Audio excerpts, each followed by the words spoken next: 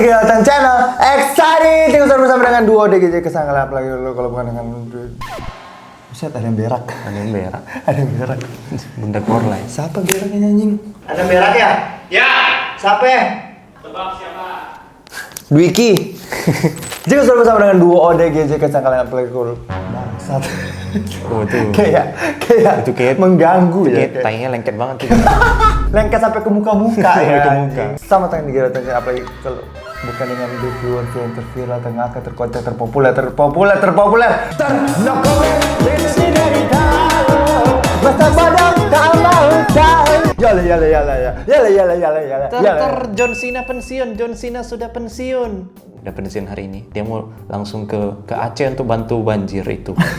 Dia mau ini bantuin gajah makan itu ya. Iya, nggak mau bebannya di gajah semua. Iya, masa ngancurin hutan pakai alat berat, ngangkat sisa itu pakai gajah. Gimana sih ininya?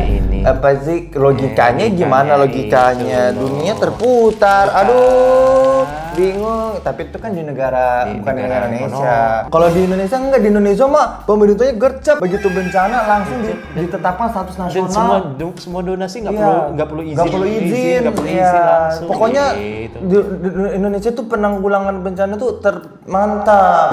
Film apa aja di bioskop sebenarnya masih sama ya masih sama. Sama yang The Last Time karena sebenarnya film itu lagi banyak yang takut masuk ya. Diredupkan oleh agak lain. Ngirit bener-bener dah. Jadi kayaknya film itu takut masuk, takut launching. Takut launching Jadi gitu. mereka mau interview press conference akhirnya mereka cancel. Semua orang udah dimundurin.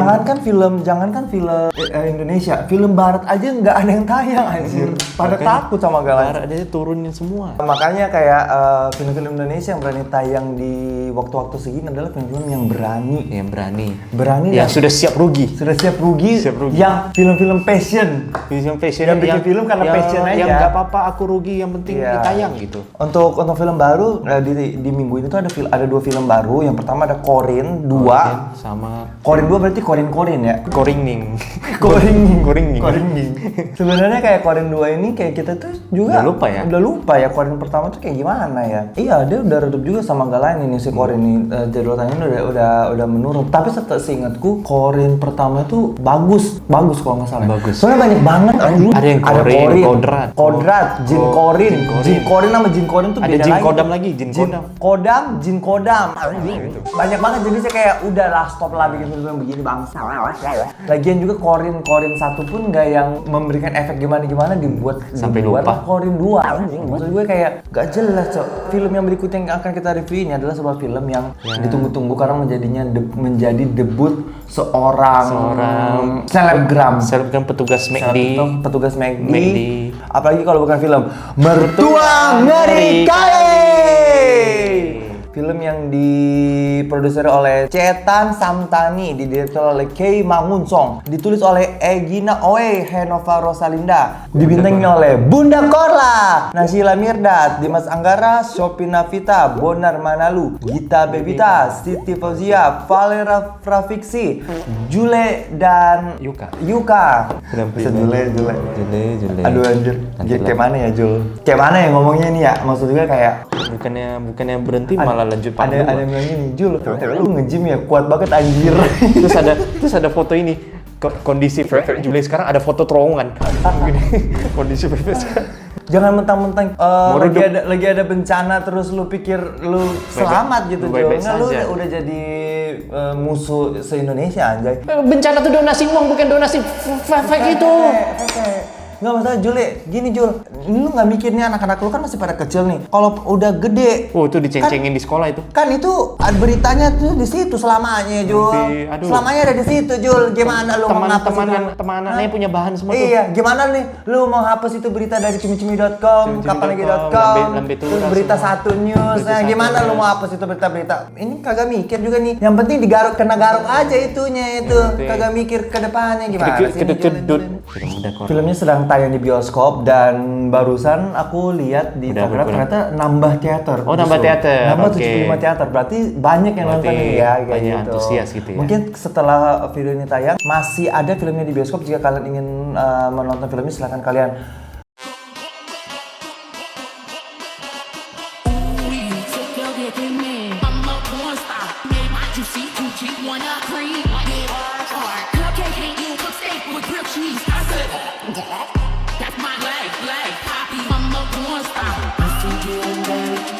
see it in Mary. Yeah, between my legs, I took a big obituary. We see it in Mary. We see it in Mary. It took his last breath when I just Oke, karena sudah tayang di bioskop, saya akan kalian kembali ke sini kita berdiskusi di klub podcast di bawah. CS, Yes. Cik Gerald, Mehong. Oke, yang kita suka dulu ya, yang pertama. Kalau dibilang film Bunda Korla Perdana, emang sangat-sangat dominan sekali. Ya, Amin kayak Orang kalau di mau sini nyari tuh, dianya udah dapat banget nih. Bunda Korla itu effortless aja sih, karena dia dikasih peran yang sesuai kepribadiannya dia. Jadi kayak nontonin Kayak nontonin live dia sih, aja tapi sih. versi lebih sinematik. Jadi tuh ini emang bener-bener apa ya, bener-bener natural sekali aja sih. gitu. Jadi kayak buat fans-fansnya Bunda Korla pasti bakalan sangat happy dengan film ini. Tetapi apakah yang non fans juga bakal, ntar kita bahas ya. Tetapi menurut gue untuk overall film itu sebenarnya film yang ringan. Nontonnya pun tidak mikir gitu ya. Bahkan kayak film ini tuh digendong dengan secara storyline itu lemah aja menurut gue. Lemah sih. Tetapi film itu digendong dengan acting yang memukau gitu. Actingnya Dimas Anggara, apalagi pas dia marah-marah Di pesta itu, meskipun itu menurut gue unnecessary aja sih. Agak too much ya, kayak kesannya bukan film kalau nggak ada marah-marah gitu. Iya, gitu kesannya. tapi si Dimas Anggara tuh bener-bener pas marah itu, apalagi dia marahin teman-temannya mamanya tuh, bilang murahan ya. Matanya sampai menyala, aji mukanya tuh bener-bener kayak amarah itu tuh. Apalagi pas dia marahin cowok, dia gini lepas kacamata dan langsung, wih. Terus dia teriakin mamanya, diam! Itu bagus banget sih. Terus aktingnya Naysila Mirdad ya udahlah, kayak dia tuh kan emang peran-peran istri-istri tersakiti, emang udah Istri sering tertekan. ya. Istri tertekan, tersakiti, udahlah Naysila Mirdad itu udah OP lah maksudnya di bidangnya gitu. Pembantunya, terus juga kayak teman-teman mamanya itu bener-bener ngompornya tuh bener-bener ngeselin banget anjir. Itu tuh bener-bener kayak ibu-ibu yang punya teman-teman kayak kompor. Kayak ibu-ibu fitness yang saling julid aja gitu. Iya anjir, apalagi di situ ada Vicky Burki ya. Setelah sekian lama lihat Vicky Burki lagi, meskipun dia hampir nggak ada dialog ya, Vicky Burki, tapi kayak fresh gitu. Selain itu warna film ini tuh emang terang gitu, maksudnya kayak banyak warna-warni kan, ada warna perabotannya ya kan? juga sih. Kodok-kodokan nggak jelas itu anjir. Makanya awalnya kita pikir kodok ini ada filosofinya atau ada maksud tersendiri, ternyata memang memang kodok aja, Bunda Korla gitu. Istana kodok aja namanya. Istana kodok gitu. Padahal sebenarnya kayak kalau dia bisa jelaskan kenapa kodok itu bermakna gitu, itu bisa jadi plot juga di situ ya. Iya, bisa aja kayak sejarah suaminya mungkin pernah ternak kodok atau ada cerita apa pecinta mereka berawal dari kodok, bisa jadi kan. Bikin aja sana gitu. Lucu-lucuan aja gitu. Jadi sekalian digobel-gobel aja, tapi emang ya kolektor aja gitu. Iya, kolektor sampai bunga-bunganya dinama-namain gitu. Nah, jadi kayak secara jokes juga sebenarnya film itu kayak jokesnya tuh kayak jokes yang ditulis layer satu aja gitu. Iya. Tetapi karena actingnya ini memukau, jadi kita tuh masih bisa menikmati. Dan gue tuh paling takjub sama satu orang ini, yaitu adalah anaknya Dimas Anggara yang jadi bocil. Buset, itu tuh bener-bener dia tuh kelihatan tengil banget, kayak bener-bener anak kecil yang nakal gitu. Tetapi kayak gak yang nakal uraan, tetapi nakal yang behave. Gimana sih jelasinnya, kayak itu anak kecil tuh bisa acting anjir. Itu bisa acting tuh anak. Sangat natural. Ini kayaknya dia kayak nggak tahu dia lagi direkam kayaknya. Iya, kayak anjir. dia natural aja kayak anak kecil pada umumnya aja sih. Natural banget tuh anak Natural kecil. sih itu. Jadi kayak gue tuh emang suka film-film yang natural. Makanya mungkin kenapa ya Agak Lain itu bisa rame, karena menurut gue itu tuh actingnya natural. Dan sepertinya casting di film ini mereka ambil castnya itu berdasarkan kepribadian mereka aja gitu. Jadi kayak mereka dengan kepribadian mereka di aslinya aja. Kelihatan semua orang ini nyaman menjalankan perannya masing-masing gitu. Jadi kayak nggak ada tekanan gitu. Itu sih menurut gue. Jadi kayak secara film itu ini tuh menyenangkan gitu. Meski apalagi yang lu suka? Ada nggak? Bunda Korla pada umumnya di mana dia bisa live berjam-jam nggak kehabisan kata-kata, sama seperti di film ini dia nggak kehabisan kata-kata, nggak kehabisan diksi. Ada aja diksinya. Yang benar nggak ada callback loh, nggak ada aja kata-kata barunya. Yang paling gongnya sih menurutku yang pas dia kesel ulang tahunnya kok sepi, dia mau ngomel ke orang-orang tapi dia harus pindah ruangan dulu baru dia ngomel, kayak beda angle gitu loh. Aneh sih. Terus ada yang dia adiknya marah, dia sampai ludahin lensa kamera sampai pecah gitu. Oh ya. Gitu. Terus juga kayak yang ada adegan dia ke mau beli permata tapi berlian tapi kartunya decline gitu. Itu natural banget anjing, kayak diam kau. Diam kau. Terus juga kayak pas ada yang kode-kode tuh foto keluarga pakai baju kode, kayak ayo itu senyum, ini si paling kode, Diam kau. Diam kau. Tiga, ini yang paling kodok ini. Senyum dulu. Ya kau. Mungkin kalau nanti ada yang kita ingat, kita akan balik lagi ya. Jadi kalau untuk sekarang kita akan masuk ke catatan hitam film Mertua Ngeri Kali. Despite film ini tuh film yang lucu dan menyenangkan karya Bunda Korla, tapi karena film, nah ini permasalahannya di sini nih. Karena film ini tuh terlalu bertumpu di kepribadiannya Bunda Korla. Jadi ada dua permasalahan. Yang pertama adalah jadinya di scene-scene yang nggak ada Bunda Korlanya itu film itu terasa membosankan, hambar. Ada beberapa scene yang nggak ada Bunda Korlanya itu kita kayak, aduh buruan deh, nggak penting, gue nggak pengen lihat lu. Bahkan tuh padahal itu Naysila Mirdad sama Dimas Anggara loh. Tetapi maksud gue kayak saking Bunda Korla ini menyala banget, jadinya yang lain tuh ketutupan gitu, redup. Jadinya kayak ketika scene-scene yang nggak ada Bunda Korlanya tuh gue kayak, aduh cepet deh, lama sampai ngantuk gitu. Malah ada beberapa yang tanpa Bunda Korla, penontonnya kesempatan main HP. Nanti ada Bunda Korla, dia tutup lagi HP-nya gitu. Benar, iya. Itu Dan sih. pun kalau ada satu orang yang bisa menyaingi Bunda Korla itu si pembantunya itu sebenarnya pembantu Jawa, tapi bukan yang kita Bebita. Iya, yang madam. Itu juga lucu banget sih, dia tuh anjir. Natural Maksudnya banget sih. itu kan yang main film Tilik itu. Oh, Tilik ya? Tilik itu. Oh, makanya kayak logat sama ininya khas banget. Tetapi selebihnya kayak, aduh cepet deh, buru-buru. Itu yang pertama. Yang kedua adalah karena Bunda Korla ini porsinya banyak banget dan dia tuh kan karakternya marah-marah doang kan. Marah-marah mulu. Lama-lama capek. Lama-lama kita capek loh, dan kita jadi nggak tahu ini marahnya puncak dari alur filmnya atau marah beneran aja gitu. Bener, jadi kayak bener-bener capek. Ibaratnya kayak kalau lu itu narkoba ya, dosisnya itu udah tinggi, jadi kayak lu tuh perlu yang baru atau dosis yang lebih tinggi gitu. Makanya. Karena kalau itu terus udah lama-lama udah kebal rasanya. Nah sama tuh kayak itu gue tahu aja. BNN ini HS BNN. Oke, ditunjuk. BNN. Jadi kayak ya itu lama-lama rasanya melelahkan karena dia tuh marah-marah terus. Apalagi di adegan yang dia nangis-nangis. Aduh, itu menurut gue juga fail sih. Jadi Bunda Korla itu dia, I know dia tuh berusaha keras ya untuk nangis seperti itu. Tetapi susah itu sih memang adegan nangis it's so hard to see sih. Itu nangis-nangis yang ini ya, nangis-nangis yang ketika dia ulang tahunnya kacau ya. Tetapi ketika di akhir ketika anaknya meninggal, itu tuh kayaknya dia nangis beneran ya. Soalnya memang acting nangis itu harus didukung sama pengalaman pribadi juga sih. Kayaknya Bunda Korla ada hubungan pribadi sama adegan orang meninggal, jadi dia nangisnya lebih keluar di situ. Bunda Korla itu kan di live tuh suka gitu, suka kayak dia lagi nge-live terus ngomongin soal kematian, soal hidup. Dia nangis dia, ambil tisu dia. Nangis, bener-bener nangis terus habis itu kayak ketawa lagi, emang bipolar aja. Tetapi yang di adegan dia ditinggalin ulang tahun itu menurut gue tuh kayak dia maksa nangis.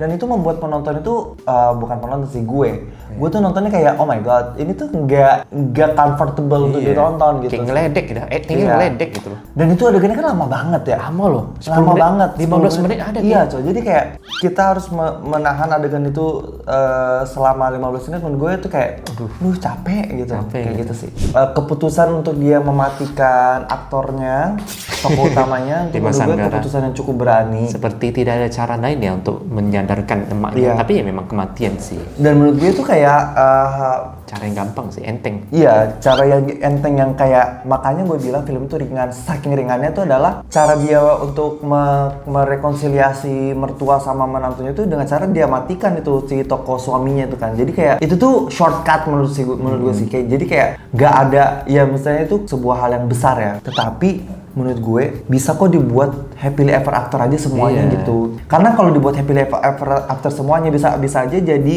inspirasi buat, ini kan sebenarnya film ini relate banget ya dengan kehidupan masyarakat ya. Iya, mertua menantu, apalagi menantu yang nggak mau tinggal sama mertuanya karena mertuanya galak segala macam. Itu tuh sebuah plot yang dekat sama masyarakat. Jadi ketika mereka tuh bisa membuat sebuah cerita yang pada akhirnya bisa hidup sama-sama berdampingan, menurut gue ini adalah film yang cocok untuk ditonton untuk keluarga gitu.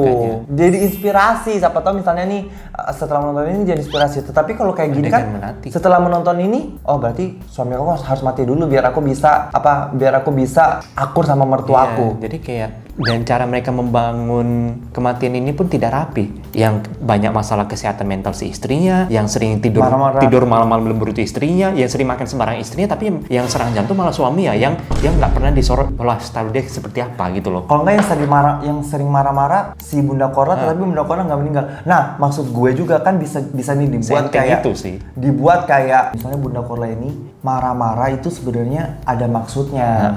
Karena dia tuh sebenarnya sayang. Tapi ini enggak, Iya, ternyata dia tuh selama ini marah-marah Marah aja. nggak ada maksudnya, emang kayak Kita tetangga julid aja gitu. iya marah-marah gitu. Padahal kan sebenarnya bisa dibuat kayak apa ya, adegan misalnya Bunda Korla ini marah-marah ke Naysila Mirdad, tapi sebenarnya diam-diam dia tuh kayak perhatiin ya, dia tuh kayak apa sih, misal pagi-pagi dia bikinin Iya. makanan kayak makan gitu kan, kayak demure. Makanya. Itu menurut gue lebih ngena gitu, lebih ngena emosinya. Dan di akhir dibuat Bunda Korlanya meninggal. Ketika mertuanya meninggal baru tersadar kalau Sosok mertua tuh sosok nggak mertua- sepenuhnya iya, buruk gitu loh. Itu sebenarnya bisa dibuat kayak gitu juga. Tapi kematian memang selalu jadi jalan sutradara. Jalan atau shortcut aja Shortcut sutradara sih memang. Yang kedua adalah jadi ada adegan ya udah akhirnya mereka keluar dari rumah itu Pindah. Nah di sini sebenarnya ditaruh pesan moral nih. Jadi ketika Bunda Korla di rumah sendirian, dia merasa kesepian. Kesepian banget dia, ditinggalin lah dia sama semua orang, pembantunya ninggalin dia, nggak ada mertua, dia kesepian. Sementara di sisi lain si menantunya ini Naysila Mirdad, meskipun gajinya gede 90 juta, tetapi dia kelimpungan, dikejar deadline, ngurusin anaknya, ngurusin Masak-masak. suaminya. Sebenarnya pesan moralnya adalah at the end of the day kita tuh tetap butuh satu sama lain gitu. Iya, uang itu bukan segalanya Nah, gitu. tetapi disinilah tololnya adalah Naysila Mirdad ini Dibikin dia punya gaji 90 juta sebulan. dibikin dia punya gaji 90 juta sebulan. Maksud gue, Naysila Mirdad ini ketika dia keluar dari rumah itu, nggak nyampe sebulan udah dapat rumah bagus anjir. Gede loh, open Iya. space. Rumah kayak di Gading Serpong gitu, cowok Iya, gitu. Gede loh dan Kayak lengkap gitu. full furnish. Iya, full furnish anjir. Jadi kayak sebenarnya uang ini bukan masalah buat mereka. Mobil bagus, Iya. anaknya sekolahnya juga mungkin di internasional tuh bajunya bukan baju swasta Iya, loh tuh. itu internasional loh. Internasional itu Terus anjing. yang dia telat pun ya udah nggak apa-apa, telat kita naik taksi ke sana Naik gitu loh. Naik taksi ke Yang sana, telatnya nggak anjir, iya. dikurung di pagar sekolah, nggak disuruh Iya. masuk lagi. Jadi maksud gue kayak sebenarnya Naysila Mirdad ini karakternya tuh dia punya duit gitu. Ada duitnya. Tetapi ngapain dia kelimpungan, kayak dia harus masak, dia nggak bisa masak. Jadi ketika dia masak masakannya nggak enak. Nggak ada babysitter aja, nggak ada loh. Iya, padahal kan dia tinggal sewa pembantu, udah selesai tuh masalahnya. Pembantu driver pun ada itu. Iya. Suami masih berangkat sendiri dia Nih, gaji 90 juta. jangankan sewa pembantu, dia sewa pembantu 3 ya. Satu ngurusin anak, satu ngurusin ke dapur, satu ngurusin taman pun bisa. Iya. Dia mau sewa satu ani-ani buat ngurusin suaminya pun bisa. Bisa 4 berempat itu. itu. Dia mau sewa satu supir berlima nih, kerja berlima. Bisa anjing. Tetapi maksud gue kayak nggak masuk akal aja kalau dia dibuat kewalahan karena itu. Pada akhirnya kan dia bilang kayak, "Iya, Bu, aku di rumah juga kewalahan, harus ngurus suami, mana makananku nggak enak." Nah, itu plot hole-nya di situ. Padahal sebenarnya dia tuh bisa sewa pembantu aja gitu. Ngapain repot-repot sih? Tetapi kalau nggak ada itu, ya Nggak pesan ada. moralnya nggak nyampe. Nggak dapat pesan moralnya. Iya. Tetapi salahnya ya karena dia dibuat tokohnya tuh kaya raya Kaya gitu. aja. Padahal kan sebenarnya bisa tuh dia dibuat pekerja kantoran aja yang dikejar-kejar deadline, atau enggak dari awal dia nggak usah di spill gajinya. Intinya kalau lu punya duit lu bisa Meringankan lah. Meringankan itu. Tetapi kan maksudnya kayak film itu kan pesan moralnya bukan itu kan. Lebih ke keluarga gitu lah. Itulah dia guys. Jadi Itulah kayak plot hole memang terlalu ringan sampai semuanya dibikin layer satu aja. iya, Naskahnya benar, gitu sih. benar. Tetapi sebenarnya nggak perlu udah sampai segitunya Iya karena emang sih. tujuan film ini tuh emang buat Ya udah, buat fan- lucu-lucuan. fan service aja Iya, fan sih. service-nya Bunda Korla aja gitu. Yang terpenting adalah film bagi gue pribadi film ini tuh masih menghibur untuk ditonton, meskipun kesalahan berikutnya adalah dia ini tayangnya berbarengan sama agak lain dan Iya. tipenya tuh Sama-sama Batak komedi Batak Medan gitu Batak lah. Medan lah. Jadinya apa? Jadinya ya mau nggak mau ini tuh pasti akan dikomparasi sama Orang orang secara gitu. tidak langsung sih pasti membandingkan, masih bagusan agak lain gitu. Dan kalau dikomparasi dengan agak lain, oh kualitasnya Beda jauh jauh banget. Maksud gue kayak agak Dari lain tuh set aja udah beda gitu loh. agak lain tuh bener-bener komedi itu yang storyline itu kuat, komedi itu dipikirin. Sementara kalau ini tuh ya kita buat film yuk sama Bunda Korla. Nah, bedanya adalah film agak lain itu dia punya cerita baru dia cari case-nya. Iya. Nah, kalau ini enggak. Dia punya case. Dia punya case-nya dulu nih, baru dia bikinin cerita yang disesuaikan sama case-nya. Nah, itulah dia bedanya di situ. Jadinya apa? Jadinya ceritanya nggak bakal kuat. Ya overall menurut aku ya film ini hanya rely on sosok Bunda Korla yang sebagai pusat perhatiannya, sehingga aku merasa kayaknya sutradara sini tuh ya udah penggemar dia aja dan akhirnya memberikan semua full fan service soal Bunda Korla di karyanya sendiri. Itu sih. Bagi gue adalah kalau overall bagi gue adalah jika kalian penggemar Bunda Korla, kalian akan Puas banget sih. puas sama film ini. Tetapi Sampai di end buat- credit juga itu. Itu kan di end creditnya dia kayak nge-live TikToknya dia iya. kan. Tetapi kalau kalian bukan penggemar Bunda Korla, kalian akan merasa capek dan Capek bosen dan kayak burn out menonton film ini sih, karena Kayaknya lu risih juga sih sama ya, Bunda Korla. karena film ini tuh berisiknya tuh berisik marah-marahnya Bunda Korla. Dari jangankan sampai akhir, dari awal film detik ke 1 aja udah berisik. marah-marah, udah berisik gitu. Kalau yang nggak tahu personality Bunda Korla, kalian nggak akan enjoy sih film ini. Itu sih overall. Ya, itulah. Rating 1 sampai 10, Rating- gue bisa kasih di 6 lah, lumayan menghibur lah. Aku 6,5 lah, aku masih bisa enjoy sebagai orang yang penonton Bunda Korla beberapa kali lah gitu. Ya, kayak gitu ya guys. Berarti film ini nanti di bioskop. Jika kalian sudah nonton, kembali lagi sini kita diskusi ya di bawah. Dan ya selamat menikmati, sebentar lagi kita memasuki Christmas season. Yeay! New Year. Kita juga mau mengucapkan selamat Natal dan Tahun Baru Selamat buat semuanya. Semuanya selamat berlibur. Dan kita punya banyak sekali pengumuman dan rencana buat tahun depan. Iya. Jadi ditunggu saja Ditunggu aja guys. tahun depan. Banyak gebrakan baru. Tahun depan, puji Tuhan, insya Allah semakin nambah-nambah segmen ya. Semakin YouTube-nya juga semakin terurus, amin gitu. Semoga kita bisa nemenin kalian Sampai kalian cuci nikah, baju, sampai kalian nikah, ya, sampai kalian nikah, sampai melahirkan. kalian punya anak kalian punya anak lagi. Anak lagi, nonton lagi kita, Nonton gitu. lagi kita terus. Selama HS masih ada cicilan rumah dan selama saya masih ada cicilan mobil, selama itulah kita akan berkarya. Sampai ketemu di video berikutnya. Bye bye.